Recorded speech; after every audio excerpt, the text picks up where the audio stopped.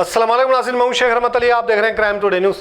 नाज़रीन, जनाब अफजलुद्दीन दखनी जो क्रिमिनल कोड और हाई कोर्ट के मशहूर एडवोकेट है, इन्होंने एक रिट पिटिशन डाला था। जिस तरह से वक्फ बोर्ड में CEO ख्वाजा मोइनुद्दीन को यहाँ पर CEO बनाया गया, ये उस काबिल नहीं है कि इस तरह से ये ओहदा संभाल सके। तरीका गलत है और क़ानून के धज्जियाँ उड़ाकर एक मजाक बनाया गया और इस तरह से इनको लाया गया और इस पर कई सवाल या निशान उठ रहे हैं। तो पिटिशन डाले थे, इसकी आज सुनवाई हुई और फिर अब 11 तारीख को इस पर अगली कार्रवाई होगी और हुकूमत ने वक्त लिया है।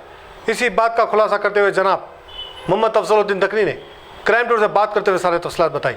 नाज़रीन, हम वाज़ेह कर दें कि औक़ाफ़ की इजाज़तों का तहफ़्फ़ुज़ करने में पूरी तरह से नाकाम हो रहे हैं। हुकूमत भी नाकाम हुई है और जो अहदेदार बैठे हैं, जो चेयरमैन बनाए गए हैं, वो भी कोई काम नहीं कर रहे हैं। सिर्फ़ और सिर्फ टाइम पास करना इनका काम है और तहफ़्फ़ुज़ करना औक़ाफ़ की इजाज़तों का ये नहीं कर सक रहे हैं। और बड़ी अफसोस की बात है, इसमें बहुत बड़े घोटाले हो रहे हैं। इसी बात को लेकर जनाब अफजलुद्दीन दखनी ने सारे तफसीलात बताई। मोहम्मद इकबाल की ये रिपोर्ट दी। रहमतुल्लाहि वबरकातुहू। मैं मोहम्मद अफजलुद्दीन दखनी एडवोकेट आज तेलंगाना हाई कोर्ट में एक रिट पिटीशन की सुनवाई हुई। ये रिट पिटीशन मौजूदा chief executive officer Telangana state Waqf board जनाब ख्वाजा मोइनुद्दीन साहब की को बैसियत CEO बनाने के मुतालिक जो जियो माइनॉरिटी वेलफेयर डिपार्टमेंट से इशू हुआ था, वो जियो को चैलेंज किया गया। इस रिट पिटीशन में असल सवाल ये है कि तेलंगाना स्टेट वक्फ बोर्ड वक्फ एक्ट 1995 की सेक्शंस प्रोविजंस के पाबंद हैं। लिहाजा इस रिट पिटीशन में जो गवर्नमेंट ने जियो इशू किया है, जो ख्वाजा मोइनुद्दीन साहब को बहैसियत chief executive officer Telangana state Waqf board बनाया है, वो बिल्कुल गलत है, क़ानून के ख़िलाफ़ वर्जी है। क्योंकि section 23 of Waqf act clearly कहता है कि चीफ एग्जीक्यूटिव ऑफिसर जो वक्फ बोर्ड का होता है, उसका ओहदा not below the rank of deputy secretary to the government. लिहाजा हमारे इस रिट पिटीशन की दरख्वास्त में ये सवाल किया गया कि DSP जनाब ख्वाजा मोइनुद्दीन इस ओहदे के एलिजिबल नहीं है। आज सुनवाई हुई और हुकूमत ने वक्त लिया और पेशी इस केस की आने वाले 11 तारीख को पोस्ट हुई है। आपको आपके चैनल के माध्यम से हम आवाम में वक्फ अवेयरनेस बेदारी देना चाहते हैं। वक्फ बोर्ड का जो चीफ एग्जीक्यूटिव ऑफिसर होता है, वो सेक्शन 23 वक्फ एक्ट के तहत अपॉइंट किया जाता है। इस कानून के तहत चीफ एग्जीक्यूटिव ऑफिसर मुसलमान हो, वो not below the rank of deputy secretary to government हो और गवर्नमेंट की जिम्मेदारी थी कि एटलीस्ट 2 नाम, वक्फ बोर्ड की जिम्मेदारी थी कि ऐसे 2 पैनल गवर्नमेंट को भेजे। मगर अफसोस सदा अफसोस के माइनॉरिटी वेलफेयर डिपार्टमेंट की तरफ से जियो 13 इशू हुआ 19 जनवरी 2023 में। इस जियो के तहत जनाब ख्वाजा मोइनुद्दीन साहब को as an in-charge chief executive officer बनाया गया था और इस जियो में कोई वक्त मुकर्रर नहीं किया गया था। और आपको इस बात की इल्म देना चाहता हूं कि इसी तरह का सवाल ऑनरेबल हाई कोर्ट के सामने था। इससे पहले एक रिट पिटीशन फाइल हुआ था WP 140043 ऑफ 2023, जिसमें ऑनरेबल हाई कोर्ट ने एक फैसला सुनाया था 4 नवंबर 2022 को। उस फैसले के तहत गवर्नमेंट को, चीफ एग्जीक्यूटिव वक्फ बोर्ड को क्लियरली डायरेक्शन दिया गया था कि वक्फ बोर्ड के लिए कोई टेम्परवरी या in-charge chief executive officer appoint नहीं किया जा सकता, क्योंकि यह सेक्शन 23 और वक्फ रूल की खिलाफ वर्जी है। और उस रिट पिटीशन में हुकूमत को और वक्फ बोर्ड को डायरेक्शन दी गई थी कि अंदरून 4 हफ्ते एक परमानेंट चीफ एग्जीक्यूटिव ऑफिसर को अपॉइंट किए। मगर अफसोस की इस बात है कि तेलंगाना गवर्नमेंट औकाफ को लेकर कोई संजीदा नहीं है, जबकि हाई कोर्ट का एक ऑर्डर आ चुका था नवंबर 2022 में। इसको नज़र में नहीं रखते हुए, इसको इग्नोर करते हुए, हुकूमत के हाई कोर्ट के ऑर्डर को इग्नोर करते हुए फिर से एक in-charge chief executive officer Khwaja Moinuddin को मुंतखब किया गया था।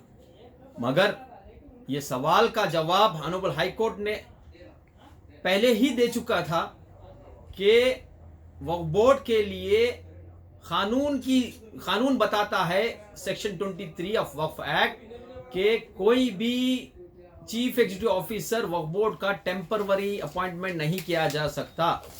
और तो और उस चीफ एग्जीक्यूटिव ऑफिसर का rank not below the rank of deputy secretary to the government हो। लेकिन अफसोस की बात यह है कि तेलंगाना गवर्नमेंट के पास कई मुस्लिम ऑफिसर मौजूद है जो इस रैंक, इस ओहदे के एलिजिबल है। मगर क्या वजह है हमें पता नहीं। हुकूमत और बोर्ड के अराकीन के बीच में क्या तालमेल है, इसको लेकर हम ये रिट पिटीशन फाइल किए हैं और उम्मीद है कि honourable high court of Telangana एक बेहतरीन फैसला सुनाएगी और वक्फ बोर्ड के लिए एक permanent chief executive officer appoint हो और वो officer not below the rank of deputy secretary to government हो। आपको ये बताना चाहता हूं कि ये पहली बार नहीं है कि ये मामला हाई कोर्ट को गया है। इससे पहले भी 2 रिट पिटीशन फाइल हुए थे।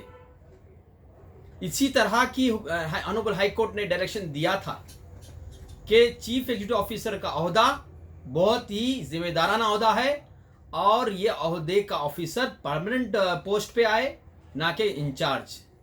2009 से लेकर 2023 तक जब हम इंफॉर्मेशन गैदर किए हैं तेलंगाना स्टेट वक्फ बोर्ड की वेबसाइट पर, तो ये बात सामने आई है कि 2009 से 23 तक जुमला 20 chief executive officer Waqf board को भेजे गए थे। लेकिन इन 20 चीफ एग्जीक्यूटिव ऑफिसर्स में 12 ऐसे मौके थे जिसमें इंचार्ज ऑफिसर भेजे गए। इंचार्ज, टेम्परवरी और the below the rank of deputy secretary to government, ये ऐसे ऑफिसर्स वक्फ बोर्ड के चीफ एग्जीक्यूटिव ऑफिसर नहीं बन सकते, क्योंकि वक्फ एक्ट दफे 23 ने क्लियरली कह दिया है कि chief executive officer Waqf board के लिए वो परमानेंट ऑफिसर हो और उसका rank not below the rank of deputy secretary to the government हो और वो मुसलमान ऑफिसर हो और उसके लिए वो परमानेंट ऑफिसर हो और उसका rank not below the rank of deputy secretary to the government हो और वो मुसलमान ऑफिसर हो और उसका तजुर्बा रेवेन्यू और लीगल डिपार्टमेंट से हो। आपको ये बताना चाहता हूं कि ख्वाजा मोइनुद्दीन साहब एज ए डीएसपी इस ओहदे के क्वालिफिकेशन में नहीं आते। और ये मैं नहीं कर रहा हूं, इससे पहले भी 2 रिट पिटीशन में ऑनरेबल हाई कोर्ट ने ये ऑब्जर्वेशन दिया था। लेकिन पता नहीं किस वजह से मौजूदा हुकूमत ने गैर जिम्मेदारी से ये जीओ इशू कर ख्वाजा मोइनुद्दीन साहब को चीफ एग्जीक्यूटिव ऑफिसर बनाया है। आए दिन देखा जा रहा है कि वक्फ बोर्ड की कारकर्दगी बहुत इंतहाई तबाहकुन हो रही है। लाखों रुपए के वक्फ अमलात या तो ग्रैब हो रहे हैं या तो वक्फ बोर्ड अपनी कानूनी जंग अदालतों में हार रहा है। वक्फ बोर्ड की तरफ से कोई मुस्बित इक़दाम नहीं हो रहे हैं। ये औक़ाफ़ी जायज़ादें अवाम की, मुसलमानों की अमलात है, अल्लाह की अमानतें हैं। ये हम नहीं, हमारे दरख्वास्त गुजार के साथ साथ तमाम आमतुल मुस्लिमीन की जिम्मेदारी है कि ताफ़ुज़ औक़ाफ़ के लिए सामने आए, ऐसे बेक़ैदियों को रोके और औक़ाफ़ी जायदादों का तहफ़्फ़ुज़ करे। उम्मीद है कि मौजूदा हुकूमत, माइनॉरिटी वेलफेयर डिपार्टमेंट, बिलखुसूस तेलंगाना स्टेट वक्फ बोर्ड के अराकीन इस बात को संजीदा ले और एक परमानेंट चीफ एग्जीक्यूटिव ऑफिसर को अपॉइंट करे जिसका तजुर्बा रेवेन्यू और लीगल डिपार्टमेंट से हो और इसी तरह से औक़ाफ़ी जायदादों का तहफ़्फ़ुज़ हो। वरना इस तरह से हुकूमत वक्फ बोर्ड के मैनेजमेंट को, वक्फ बोर्ड को औक़ाफ़ी जायदादों की तहफ़्फ़ुज़ में दिलचस्पी नहीं बताएगी तो बहुत ही नुकसानदेह होगा। बहुत अल्हम्दुलिल्लाह, अपने मुक़द्दस नाम की तरह हर दुल्हा दुल्हन की हयात नौ के आगाज का बावखार नाम HKGN फर्नीचर्स। जी हाँ, HKGN फर्नीचर्स NRIs कारनशीन फैमिलीज के लिए दीदाज़ेब, शानदार, शाहकार, मजबूत और पायदार, दिलकश और दिलनशीं शादी के फर्नीचर का सबसे बड़ा शोरूम अब Shastripuram king colony main road के पुरसुकून माहौल में। पसंद फरमाइए आपकी शहजादी के लिए खूबसूरत जहेज का मुकम्मल फर्नीचर सिर्फ 29,999 रुपए में। जी हाँ, 29,999 रुपीज। जी हाँ, फख्रे हिंदुस्तान सदर मोहतरम बैरिस्टर असदुद्दीन अवैसी साहब के मकान के बिल्कुल करीब आपका अपना HKGN फर्नीचर्स। 9618650827